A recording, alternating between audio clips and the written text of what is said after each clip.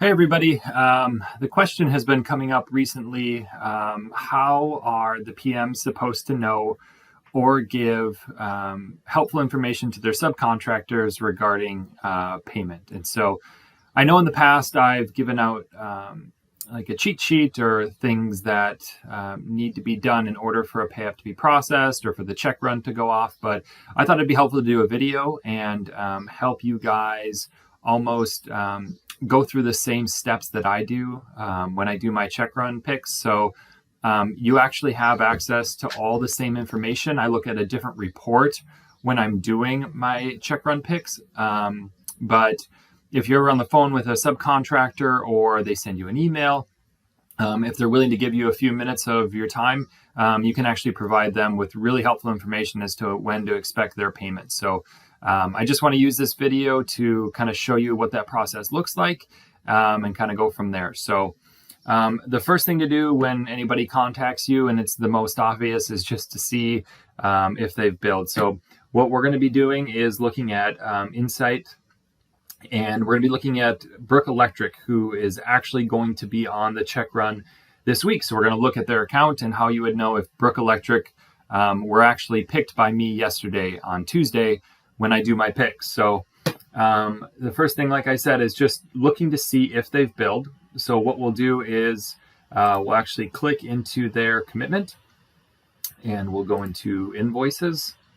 So since it's July right now, when subs contact you, they're going to be wondering about their prior month's pay app because we're receiving owner payment for that in July. And so because it's July, you'll be looking back for their June payment, which is pay application number 8. You'll see that it is in here. The status is approved. And so it should be good to go. One thing that's always really helpful is to actually click into the pay app and go up to the workflow. And in here, you'll find a bunch of helpful information, whose court it was in, for how long. You can actually see the signed pay application in here when it's attached, the dates that all these things happened. Here's the ball in court days. But the main thing that I wanted to show you is the comments that Brittany will usually put on here. So this one, as you can see, was not approved and entered as normal. It actually was entered with a hold on it. So this is evidence that there could still be a hold application. Obviously, there was a problem with it when it made it through the workflow. That doesn't mean it's still on hold because, as you can see over here, that was almost a month ago, but it is good evidence that you may need to check to see if the pay app is on hold. The next thing that's always really helpful to look for, that again just seems kind of silly, but it is something that we've run into in the past, is to actually go and look to make sure that their commitment has been linked. So this little green linking symbol here means that exactly what it says. The subcontract is currently synced with Sage 300. So that means that it's been approved and that a commitment actually exists in Sage that we can apply the invoices to. If this were a blue arrow or a yellow arrow, that means that it's either been sent to Sage but not linked, or it's been rejected for something. Maybe it was missing required documents or there was another issue with it. But always check to just make sure that the commitment is in, because sometimes pay apps make it to us before commitments do. The other thing that's really helpful to check with that is to make sure that all their change orders have been synced. So when we look at Brook Electric, they have 6 change orders in their account. 5 of them, as you can see by the green link, have been linked, but there's one that hasn't even been sent. Given that it's a end of July change order, the odds are they weren't billing for it on their June pay app. However, if there were, say, a June change order in here, or this one's May, it's possible that if this change order weren't linked, that they might be billing for that on their June pay app, and we won't actually be able to enter the pay app because, again, we don't have the change order to put the commitment money to. So always check to make sure that all the change orders are linked, because that can hold up our entering of pay apps. The next thing to check, I mentioned earlier in the workflow that it could be on hold because when it was entered, it was on hold. So the place where you would go to find that would be going to the S drive, going down to projects, and then going down to the second tier sub spreadsheet. So I actually have that open already.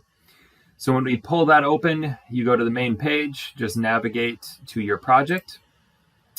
And then all the subs are listed on the left-hand side, and their account information goes left to right. So we would scroll down to Brook Electric, and we would navigate over, finding their June pay app up here. And so it says that it was processed as a hold on 7/1, but that the hold will be removed on 7/21. So it's 7/29. Obviously, that hold's been removed. If it were still on hold, it would be highlighted red. Given that the hold was removed on 7/21, that means that it was done last week.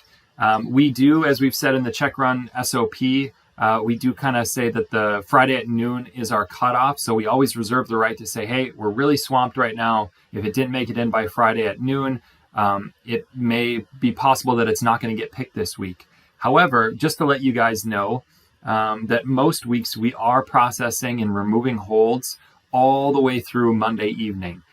Before I do my check run picks on a Tuesday. So we are trying to get as many people or as many subcontractors off of hold before that check run goes in, so that we can pay as many people as possible, so that we don't actually have to field any of these phone calls.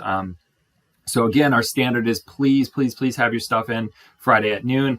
However, just know that we are trying our best all the way through Monday to be removing holds, so that when I do my picks on Tuesday, it's the most up-to-date information. So as we're looking at Brook Electric, it looks like that hold that was put on there of 7/1 when they submitted their pay app has been removed.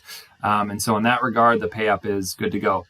The next thing that you'd want to look for is we have all this information. We have the commitment, the change orders, there's no holds, but we actually need to be paid for their work. So there are two places that you can go to see if we've actually been paid for by the owner for a subcontractor's work.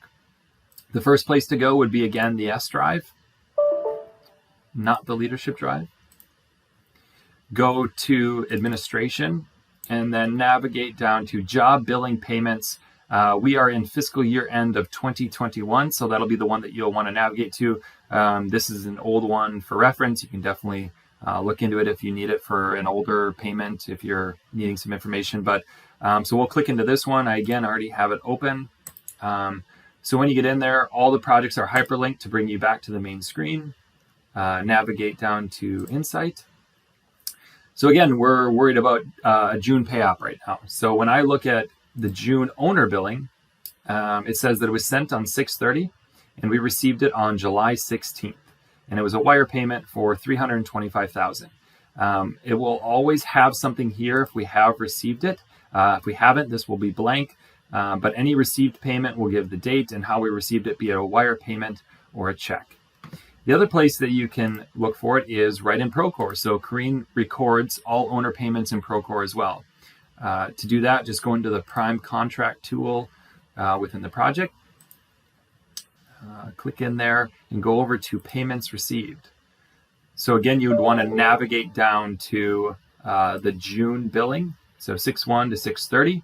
You can see that we again received that on 7/16, pay app number 10. Here is the invoice number. It was a wire payment, and we received $325,000. So again, you have two different areas in which you can go to see that we received owner payment.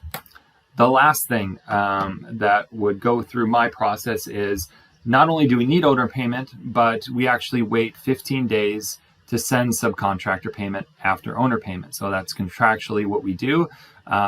We can discuss maybe in another video at another time why we do that.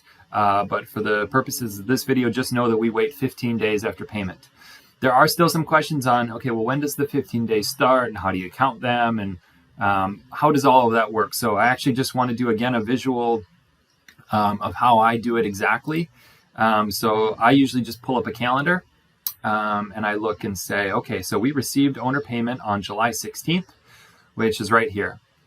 So even though we received it on the 16th, I count the day after that, the 17th, as one day. So I actually wait a literal 24-hour period to say that, okay, now one day has passed. So even though we receive it on the 16th, again, the 17th to me is day one.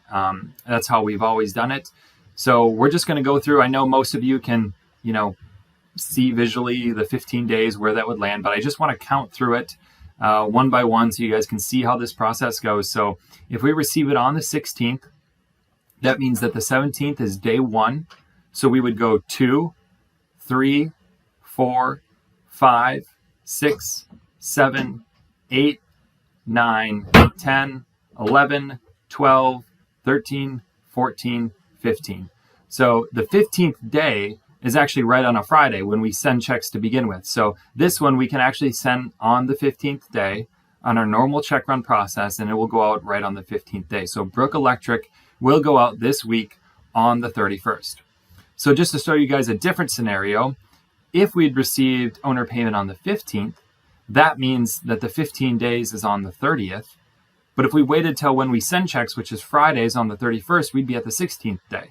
So if we received owner payment on the 15th, we would again go 1, 2, 3, 4, 5, 6, 7, 8, 9. So we would have to send it on this Friday, which is only 9 days after owner payment, in order to keep it within the 15 days. So as we say, 15 days at the latest, but usually subcontractors are getting paid within a week and a half after receive owner payment. Sometimes it is just unfortunate and they land right on the 15 days, but we go off the date in which the check would be postmarked. And so in this case, Brook Electric is going to be going on the 31st. So that's just kind of a quick insight as to how I do my check run, how I do my picks. Obviously, there's extenuating circumstances and what ifs and just different scenarios that come up. But I wanted to give you guys just a really good baseline understanding of how a normal process would look to me, how I would do that. I want to, obviously empower you guys with information so that if you're sitting on the phone with a subcontractor, you can say, hey, I've gone through your account. I've looked at all these different things. And based off what I can see, your payment will be going out this week. Now, we still never want to promise payment because sometimes during the week after I've done my picks, things can come up like maybe the project manager is now having an issue with their work and we have to actually shred the check and put their account on hold. Maybe a vendor came out of the woodwork that we weren't aware of previously and they said, hey, Brook Electric actually owes me $50,000 and I haven't been paid yet and it's the end of the job. So in that scenario, we would want to get a lien waiver from them or do a joint check. Things can always come up. So just because a check is cut or should be cut, there can always be things that come up. But again, I think that the information that you guys have available to you is good enough. And you shouldn't really have to go any further to say, listen, everything seems to be in line. And based off the information that I have, that I've gone through, your check should be going out this week on Friday. So again, I hope this video was helpful. I plan on doing some more in the future to just give you guys an insight, no pun intended, to what our processes look like, what I do with some of these things that affect you guys directly. I'm obviously always open to a phone call or discussing different scenarios that are kind of outside of our norm. But yeah, this is basically how it goes. I hope it's been helpful. Thanks, you guys.